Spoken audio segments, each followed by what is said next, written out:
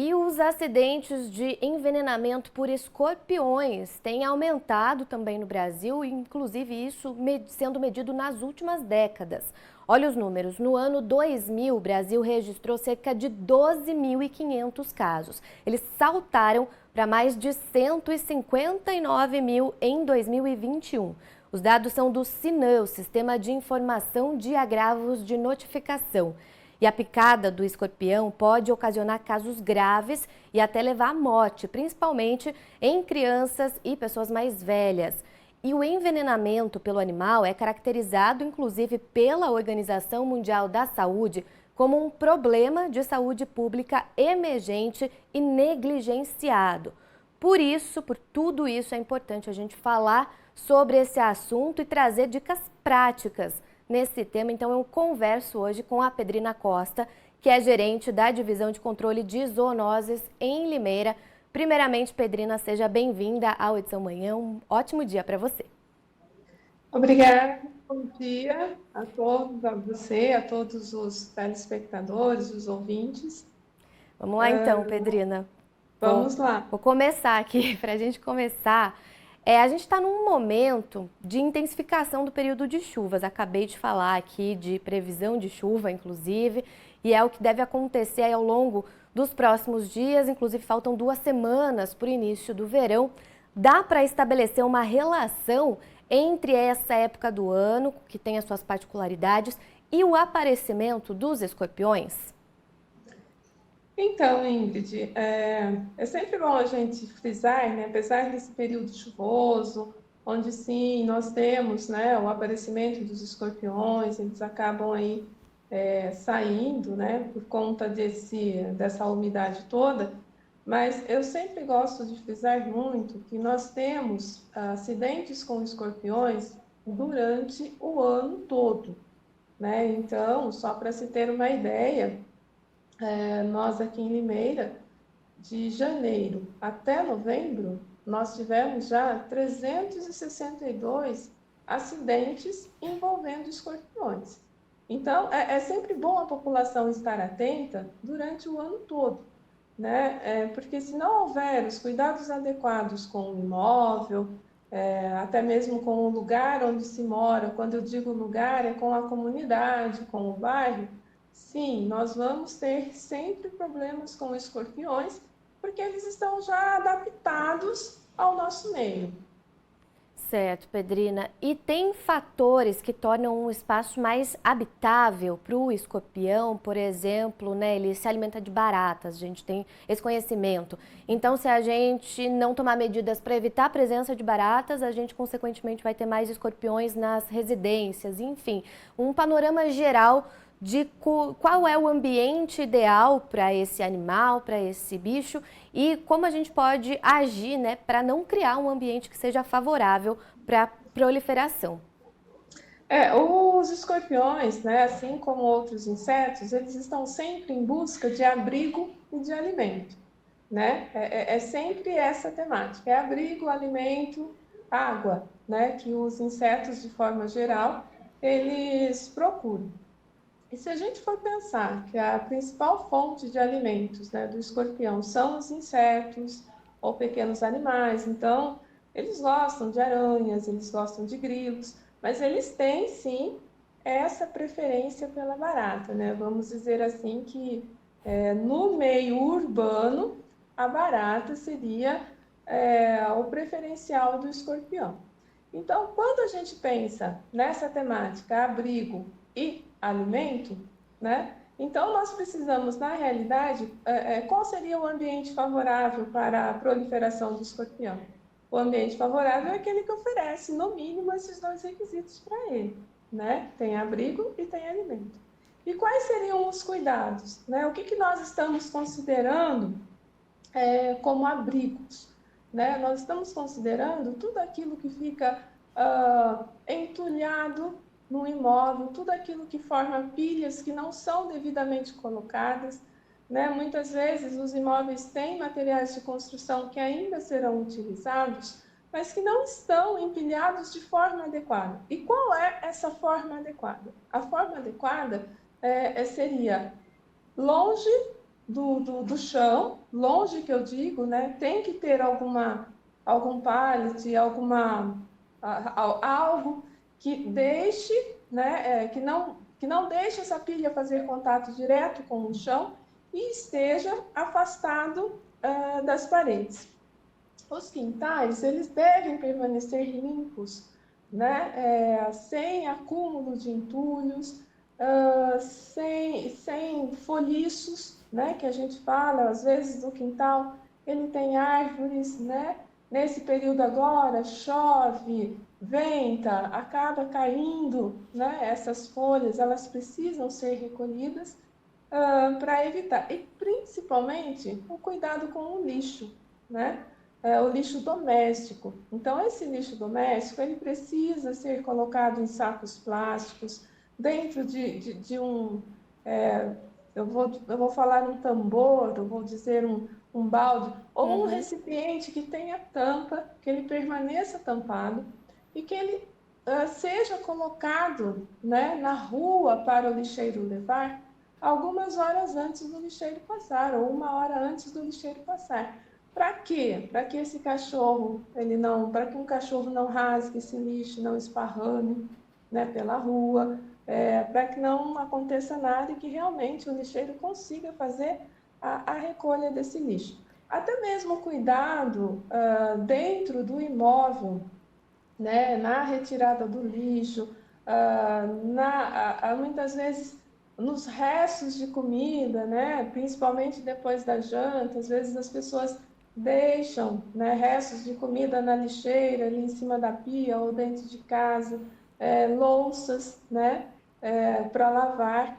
Isso pode, nesse período, que também nós temos uma grande proliferação de baratas, acabar atraindo as baratas e também acaba atraindo os escorpiões que vão em busca, né, desse alimento nos imóveis. E Pedrina, você comentou mais então em relação à questão da limpeza, né, da organização ali, da higiene do ambiente. E tem outra questão nesse assunto de prevenção, que são algumas instalações, se assim a gente pode chamar, por exemplo, telar ralos, colocar, vedar ali as entradinhas embaixo da porta. Tudo isso é recomendado também, entra aí dentro desse assunto de prevenção contra os escorpiões? Com certeza, Ingrid, né? Isso são barreiras protetivas, que devemos sim fazer, porque muitas vezes, né, tem muitas pessoas que falam assim, mas eu faço tudo isso, né? Eu não deixo lixo acumulado em casa, eu coloco lixo para o lixeiro, eu não tenho nada entulhado e aparece escorpião em casa, né? Muitas vezes esses escorpiões, eles vêm sim de fora, né? Porque de repente tem lixo ali vamos dizer assim, jogado em área verde ou um terreno baldio ou em algum lugar, e esses escorpiões eles saem, né, à procura de alimentos. Então essas barreiras protetivas que você citou, que é o caso das telas nos ralos, né, nas grelhas, a questão dessas proteções que a gente chama popularmente de cobrinhas de areia nas portas, isso sim ajuda e muito. Além do mais, né, nós ainda precisamos até mesmo colocar os cuidados que se deve ter com toalhas e calçados. Né? Alguns acidentes aqui em Limeira, já em anos anteriores, aconteceram porque, de repente, o sapato ou o tênis da criança estava do lado de fora da casa, estava secando numa pilha de tijolo, ou, né, ou o pai ou alguém da família trabalha em algum lugar, chega, tem aquele hábito de tirar o sapato, deixar lá do lado de fora da casa e no dia seguinte calçar, né? Então, roupas como toalhas, calçados devem ser sempre verificados, né, antes de se utilizar, calçados principalmente. Então tem que ter muito cuidado com esses calçados que ficam, né, do lado de fora, antes de calçá-los, precisa fazer essa verificação. E Uma outra Pedrina, coisa, oi, pode continuar, desculpa. uma outra coisa importante, desculpa, seria a questão das roupas de cama, né? Então, nós sempre orientamos que as roupas de cama, elas devem estar adaptadas ali, como é que eu vou dizer, né? Na cama, elas não devem encostar até o chão, né? Geralmente, algumas pessoas gostam daquelas colchas que chegam até o chão, isso acaba facilitando também para o escorpião. Assim como berços de crianças e camas, eles devem permanecer desencostados das paredes para que não tenha esse risco. Certo. E você estava comentando então, né, dessa questão do sapato. Se eu estou em casa, Pedrina, vou calçar o tênis e vejo que tem um escorpião lá nesse cenário, o que fazer nesse caso de encontrar um escorpião em casa e num segundo cenário, no caso não só de encontrar, mas também de ser picado pelo animal? Olha, no caso de você encontrar o escorpião, a recomendação é sempre matá-lo, né? Você pega alguma coisa e mata, logicamente, de uma forma segura, né? Agora, no caso de você ser picado pelo escorpião, só voltar um pouquinho, né? Eu falei no caso de matá-lo, por quê? Porque aqui em Limeira, a gente já sabe que 99% dos acidentes causados aqui na nossa cidade são pelo escorpião amarelo, que é o Títios cerulatus, que a gente chama, né? E esses são os responsáveis por esses acidentes que ocorrem.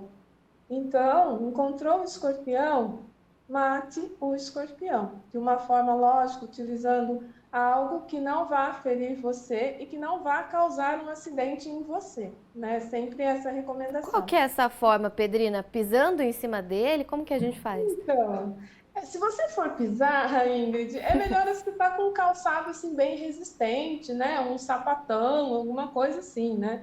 Certo. De repente não dá para pisar no escorpião com um chinelinho vulnerável, né?